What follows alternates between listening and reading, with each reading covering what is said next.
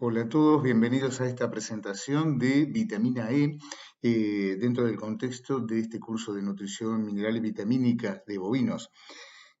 Hablar de la vitamina E es sin duda hablar de una de las vitaminas más importantes, de hecho una de las que cumplen un rol imposible de resolver es, para hacerlo sencillo, uno de los miembros de las defensas antioxidantes del organismo. Pero dentro de ese equipo es sin duda uno de los jugadores más importantes, o tal vez el más importante. ¿Por qué? Porque en términos generales, eh, digamos, para poder neutralizar radicales libres en las defensas antioxidantes, lo que se necesita hacer es manipular esos radicales de modo tal de que vayan perdiendo capacidad tóxica. Lo cual implica que, por ejemplo, muchos microminerales se unan a proteínas y así poder actuar.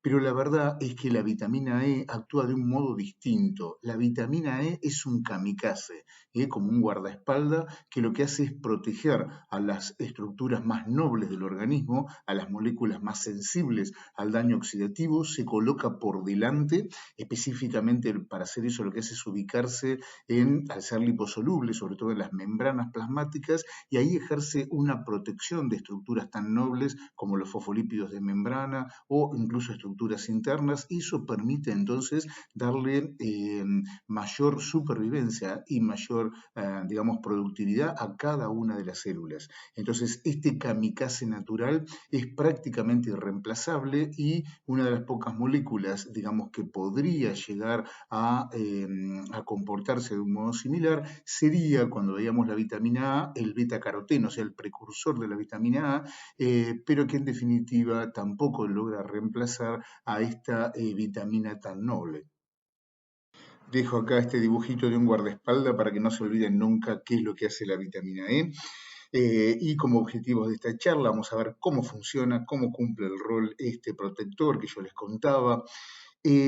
¿Por qué quedó asociada al selenio? Muchas veces se suele hablar en conjunto de deficiencia E y selenio, sobre todo asociado de forma clínica a la enfermedad del músculo blanco. Revisar también, bueno, cuáles son los requerimientos y qué alcance tendría la suplementación, no solo oral, sino también parenteral, la cual, como decimos siempre, cuando se trata de vitaminas de tipo liposoluble como la A o la E, nosotros tenemos la posibilidad de inyectarlos, se depositan en el tejido adiposo y quedan disponibles para su utilización en el tiempo. Bien, tratemos de comprender cómo funciona la vitamina E y qué la hace tan importante. La verdad es que cuando la suministramos tanto por vía oral y es absorbida como por vía inyectable e ingresa al organismo, la verdad es que la vitamina E se va a ubicar esencialmente dentro de las membranas plasmáticas. Las membranas plasmáticas, como ustedes las están viendo en esta figura, son estructuras muy complejas que tienen la particularidad de ser de presentar una barrera lipídica muy ancha, eso se logra en base a estas estructuras llamadas fosfolípidos que ahora vamos a analizar, pero en el medio también tienen proteínas integrales que le actúan como receptores, para generar segundos mensajeros, actúan como canales, bueno, presentan estructuras como carbohidratos que le sirven como identificación, aparecen también estructuras como el colesterol, aparecen también, como ven acá abajo, proteínas del citoesqueleto. Pero en términos generales, digamos, la salud, la supervivencia de cualquier membrana es dependiente de vitamina E. ¿Por qué? Porque, digamos, estas membranas están separando un medio completamente distinto que está por fuera de la célula, llamado medio interno, porque es interno para el animal, del intracelular, del que está por dentro de las células. Son tan diferentes los dos medios que estas membranas están soportando diferentes presiones, o sea, todo lo que está concentrado por fuera quiere entrar, lo que está concentrado por dentro quiere salir, pero es la membrana, una membrana de naturaleza lipídica que impide que todo aquello que sea soluble en agua y que se encuentra dentro o fuera de la célula pueda atravesarlo. Ahora, para lograr hacer una barrera tan selectiva, el organismo lo que hace es colocar estas estructuras llamadas fosfolípidos que tienen una cabeza con carga. Esa cabeza con carga le otorga hidrosolubilidad, por eso están expuestas hacia afuera de la célula o hacia adentro de la célula. Y a su vez, estas patas que tienen hacia abajo, estas estructuras que son ácidos grasos, lo que hacen es enfrentarse entre sí, compartir su naturaleza lipídica y por lo tanto generar una barrera que el agua ni ningún compuesto hidrosoluble puede atravesar. Entonces, de este modo se logra hacer una barrera bastante ancha, que en definitiva es una barrera lipídica, y que eso hace entonces que cualquier sustancia que quiera entrar o salir de la célula tenga que utilizar algún lugar específico que coloca la célula como un transportador o un canal.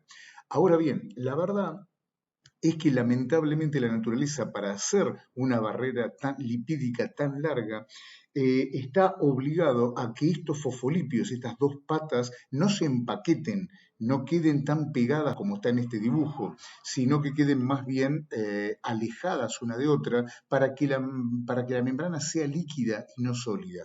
Entonces, para que tenga naturaleza fluida la membrana, estos fosfolípidos tienen una cabeza polar que tiene carga, sobre todo con el ácido fosfórico. Acá está representado esa cabeza que decimos que tiene carga, tiene esencialmente un ácido fosfórico, una base, y tiene conectados estas dos patas que le dibujamos. Pero la verdad es que estas dos patas, que son ácidos grasos, una de ellas tiene una doble ligadura. Esa doble ligadura hace que desde el punto de vista tridimensional una pata sea recta, pero la otra en esa doble ligadura se tuerce. Al torcerse, eso impide que el fosfolípido de al lado se le pegue y se empaqueten.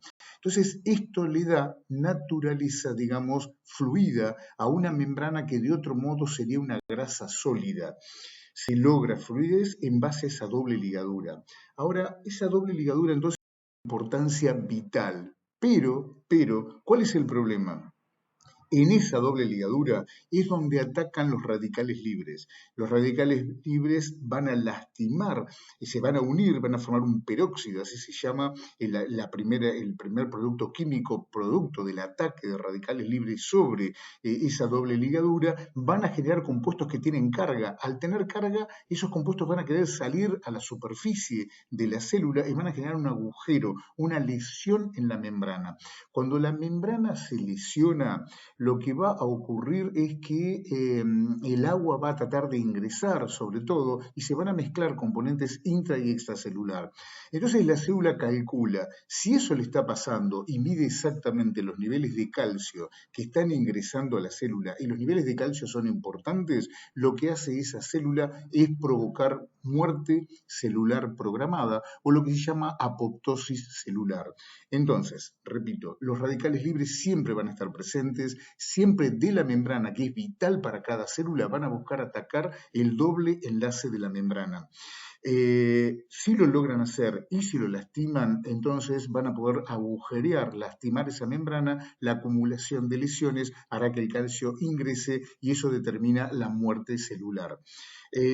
Para que eso no ocurra, al costado de esta estructura natural que estamos viendo, que es el fosfolípido, se coloca esta estructura que tiene una cabeza con carga y una cola liposoluble, muy parecido a un fosfolípido, que es ni más ni menos que la vitamina E. Así funciona una vitamina E, se coloca al lado del fosfolípido y actúa como un guardaespaldas, como un kamikaze que recibe el radical libre, por supuesto queda oxidada, queda lastimada, pero protegió al fosfolípido de membrana. Entonces, esa es la función de la vitamina E. Se mete en las membranas, recibe el daño oxidativo y en consecuencia evita la existencia de un daño en la membrana y aumenta la supervivencia de todas las células. Obviamente que esta vitamina E, una vez que ha sido oxidada, ha sido atacada por el radical libre, va a quedar lastimada. Bien, pero hay mecanismos, no es necesario sacar la vitamina E y colocar otra. Hay mecanismos que se van a encargar de reducir la vitamina E oxidada, o sea, le van a quitar la lesión y eso lo hace específicamente la vitamina C. ¿Por qué la vitamina C no tiene más propaganda? ¿Por qué nadie habla más de la vitamina C en bovinos? Hay algunos trabajos, pero la verdad es que así como la vitamina C es vital en muchas especies, los bovinos tienen la característica, tienen la propiedad de poder fabricar vitamina C en el hígado.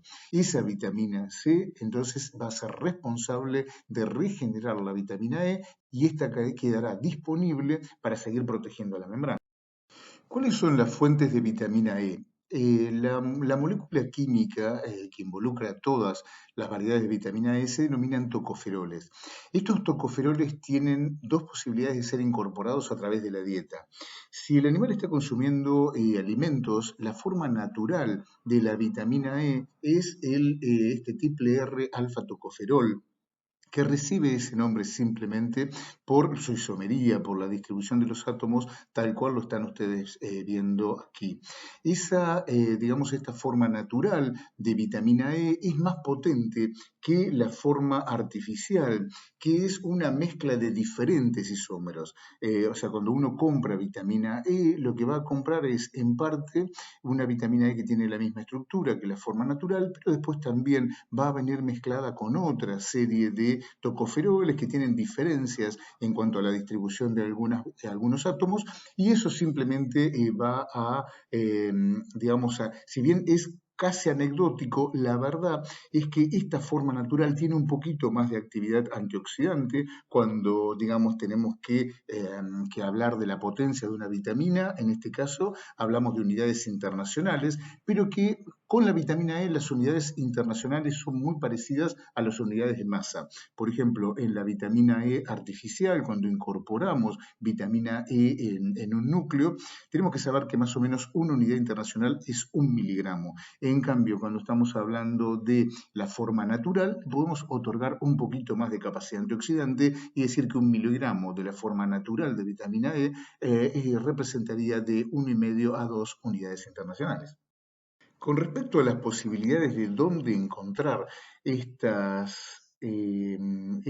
forma natural de la vitamina, cuando revisamos los alimentos que nos van a aportar vitamina E, no hay demasiada sorpresa, digamos, en la medida en que un individuo sea joven, en este caso un forraje joven, cuanto menos haya evolucionado, menos haya crecido, cuanto menor sea su estado fenológico, mayor va a ser el contenido que tenga, tanto de vitamina A, como hablamos en su momento, como de vitamina E. Por eso cuando decimos que una alfalfa o una pastura de gramíneas tienen las mayores concentraciones, hablamos que son pasturas muy jóvenes. Fíjense los rangos de variabilidad que tienen, son muy grandes. Ahora, cuando la misma alfalfa o la misma gramínea es ensilada, la verdad que los niveles van bajando a medida que se utilizan forrajes fenológicamente más maduros o se dejan de secar. Piensen que el propio oxígeno actúa en la oxidación entonces de este antioxidante natural. En consecuencia, el almacenamiento implica mucho de la pérdida de vitamina E y en términos generales los granos tienen una muy mínima cantidad de vitamina E y en el caso del silaje de maíz, el poquito que puede conservar. Entonces, en términos generales, en el alimento, cuando tengamos que adjudicarle la capacidad de aportar vitaminas antioxidantes, no solo la E, sino el betacaroteno como precursor de la A, tenemos que pensar en forrajes muy tiernos.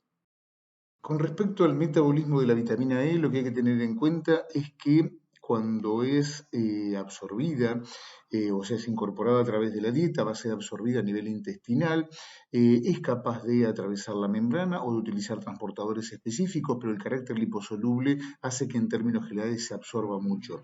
Digamos, el factor limitante de la llegada de tocoferol en la dieta es lo mucho o poco que lo puede lesionar el ecosistema ruminal. Por eso siempre es recomendable utilizar vitamina E protegida, o sea, que escape del ataque ruminal, llegue al intestino y ahí sea absorbida. Cuando se absorbe la vitamina E junto con los demás componentes liposolubles, van a ser incorporados dentro de una gota lipídica que para darle solubilidad se le agregan fosfolípidos y algunas proteínas en la superficie y son enviados a circulación. Eso es lo que se llama kilomicrón. Ese kilomicrón sale a circulación, el hígado lo capta y le quita un poco de tamaño, le agrega un poquito más de proteína y fosfolípidos para solubilizarlo y lo convierte en una VLDL, o sea, una forma de lipoproteína que transporta lípidos, pero que es un poquito más chiquito que el que se absorbe. A veces, como el aporte de lípidos en la dieta del bovino es muy limitada, directamente el intestino fabrica lipoproteínas más bien parecidas directamente a la VLDL y le quita trabajo al hígado. Ahora, sea kilomicrón o sea VLDL, van a circular por el organismo y cuando pasen por diferentes tejidos, las lipoproteínas lipasas le van a ir tomando contenido de estas lipoproteínas y van a incorporar sus componentes, desde ácidos grasos, por ejemplo, así se va cargando el tejido adiposo, pero también la vitamina E a todas las membranas del organismo.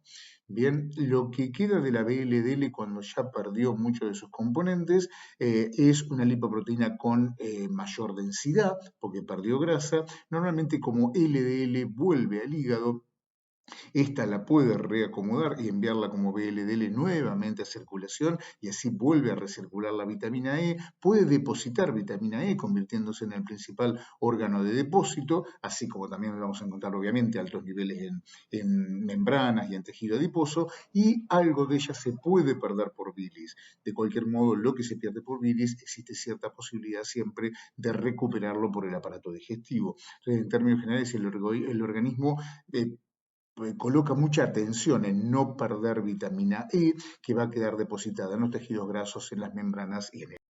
Cuando hablamos de las consecuencias de la carencia de vitamina E, lo que tenemos que entender es que tenemos una falla en la capacidad antioxidante.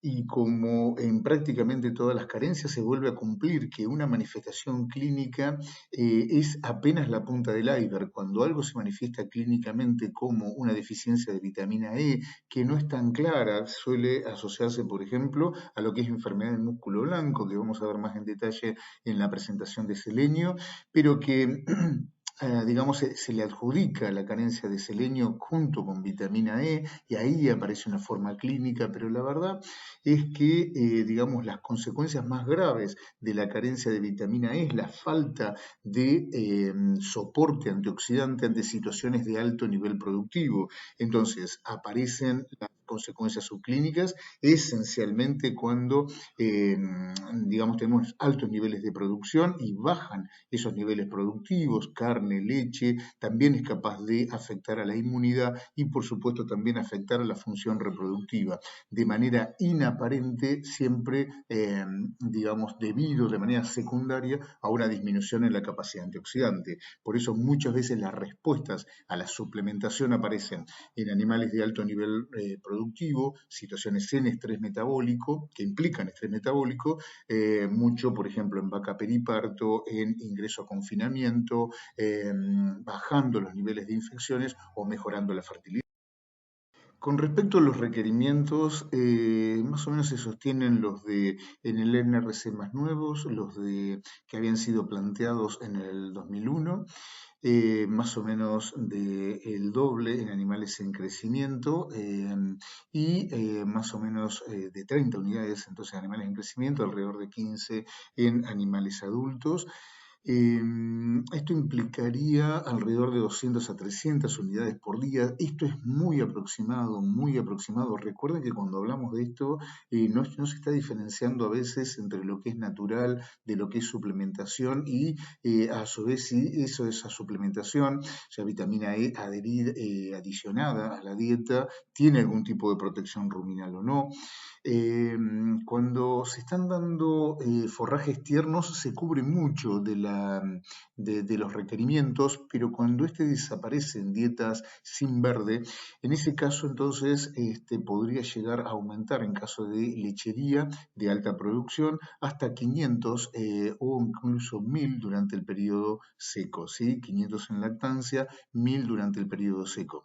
En estos trabajos realizados por Weiss que determinaron esto, es uno de los pocos donde el doctor Weiss decía que no había obtenido buenos resultados manteniendo niveles más altos en lactancia. Lo mejor había sido esta combinación, o sea, un nivel realmente muy alto, bastante costoso, de 1000 unidades en el periodo seco, genera mucha reserva orgánica, recuerden una vitamina liposoluble, y después lo bajaba a 500 durante la lactancia y ese era el mejor balance que había encontrado.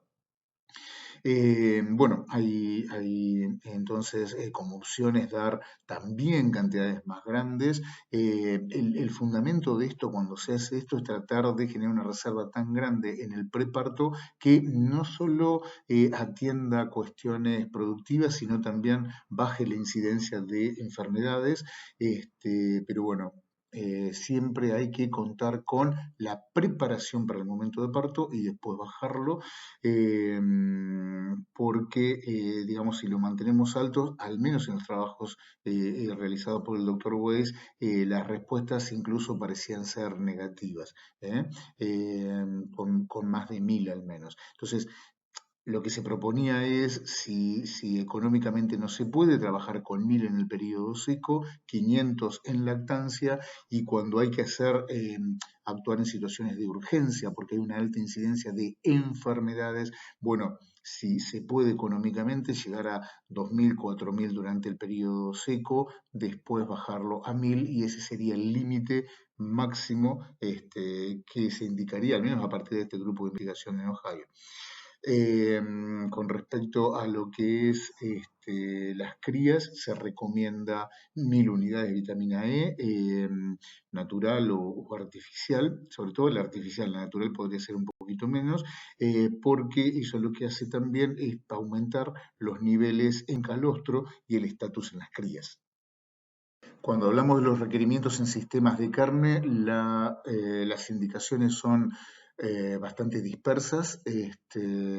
Fíjense, por ejemplo, en el caso de CUSAC, que siempre fue un referente, habla entre 15 y 60 unidades. NRC o otras fuentes tampoco son muy específicas. La vitamina E termina siempre siendo como más mejor, por eso eh, a veces hay que hacer más indicaciones de no pasarse de tanto, como hablábamos anteriormente en lechería, pero en rodeos de carne cuanto más se pueda aportar mejor. En términos generales, vivimos en estado de carencia. Para colmo, la verdad que en el caso de las crías que también necesitan vitamina E, lo que hay que entender es que la placenta no es una buena fuente, o sea, la gestación no otorga al neonato una buena cantidad de vitamina E y es dependiente un poco el aporte de esta vitamina de una buena calidad de calostro. Ahora, si nosotros damos durante la gestación, aumentamos los niveles en calostro y ayudamos muchísimo y cubrimos incluso en la primera parte del desarrollo de los terneros, salvo que, como dice estos trabajos, mucho cuidado que si nosotros lo que pretendemos es un sistema de alto crecimiento de los animales, cuando superan el kilo diario, es probable que las fuentes naturales no lleguen a cubrir lo menos los requerimientos, los aportes de la leche, y en consecuencia empezamos a necesitar generar sustitutos o suplementos dietarios que tengan una cantidad adicionada de vitaminas. Entonces, con respecto a la suplementación, tratar de cubrir los requerimientos por vía oral, como hablamos anteriormente, en la medida de lo posible, utilizar fuentes que tengan protección de la función ruminal. Con respecto a la vía parenteral, hay muchísimos antecedentes, algunos finalmente contaremos los propios. En nuestra experiencia, los efectos de inyectar vitamina E son importantes, pero claro, están precedidos por otros también interesantes. Por ejemplo, en este caso este trabajo, en el preparto de vacas lecheras baja la incidencia de metritis cuando se colocan 3000 unidades internacionales. Estamos hablando de dosis realmente muy, muy importantes, pero bueno, si se logra bajar la incidencia de metritis, finalmente eso repercute normalmente en función reproductiva, ¿no? Con respecto a la fertilidad, Segerson desde el año 77 ya él mostraba cómo dando secuencialmente cantidades digamos, de vitamina E durante los periodos de superovulación lograba tener efectos sobre fertilidad. También en el mismo sentido, este trabajo también como que sirvió como antecedente para el desarrollo de productos más modernos. Ellos trabajaban 21 días preparto con 680 unidades y obtenían efectos sobre la fertilidad. De cualquier modo, lo que hay que tener en cuenta es que cuando nosotros queremos un efecto sobre fertilidad, tenemos que tener en cuenta que primero los animales van a estar pensando en cubrir producción, después en cubrir inmunidad y finalmente en fertilidad. O sea que si intentamos hacer un esquema de suplementación parenteral con vitamina E y existen muchos problemas de no alcanzar los niveles productivos, no lograr cubrir los niveles de inmunidad necesarios, o sea, si hay alta incidencia de metritis, de mastitis, es probable que esta ayuda antioxidante con vitamina E se diluya en esa ayuda al sistema inmune y no llegue a repercutir demasiado en la parte de fertilidad. El doctor Weiss, una de las indicaciones que daba era trabajar con 3.000 unidades, o sea, una cantidad realmente elevada, tratando de meter 5 y 10 días preparto de modo de generar una reserva.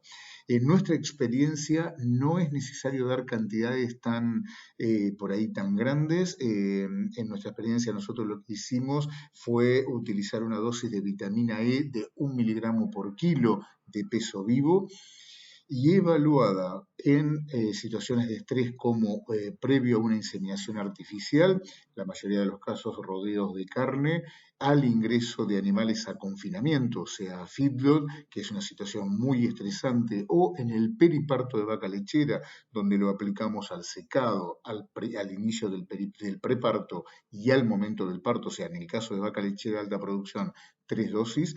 Ahí lo que estamos haciendo es, digamos, mejorar la capacidad antioxidante y hemos tenido efectos tanto en la fertilidad, en la ganancia de peso, en el confinamiento y en bajar la incidencia de infecciones en el periparto de vaca lechera, pero no la utilizamos sola. La utilizamos junto con vitamina A y junto con microminerales como cobre, zinc, manganeso y selenio. Y realmente los resultados han sido muy buenos. Entonces, como conclusiones de esta presentación, este kamikaze natural, que es la vitamina E en la defensa antioxidante, va a ser aportado por las dietas, pero cuando consideremos la dieta, solamente los aportantes son forrajes verdes, que tienen una concentración de 1 a 2 unidades internacionales. Fuentes naturales podría ser casi 2, sino 1 miligramo, que equivale a una unidad internacional. El aporte por el alimento es bastante incierto. Lo que tenemos que asumir es que más allá de lo variable, las forrajes van perdiendo vitamina E a medida que se van oxidando porque aumenta el estado fenológico o sobre todo por almacenamiento. Las dosis de suplementación están muy mal definidas. Se trata de aumentar en la medida de lo posible en situaciones de alto estrés como ingreso a confinamiento, lechería de alta producción. Las dosis inyectables tampoco han sido bien establecida la dosis adecuada. Se trabaja mucho con 1 miligramo kilo y esas han dado, la verdad que por ahora, muy buenos resultados. Y recordar siempre que en situaciones estresantes entonces aumentan los requerimientos. Ese sería el concepto general y en términos generales actúa la defensa antioxidante. O sea, si nosotros logramos manejar el paquete antioxidante junto con vitamina A y como fuente de vitamina A beta-caroteno sobre todo, y los microminerales asociados a defensa antioxidante, el efecto siempre será mayor.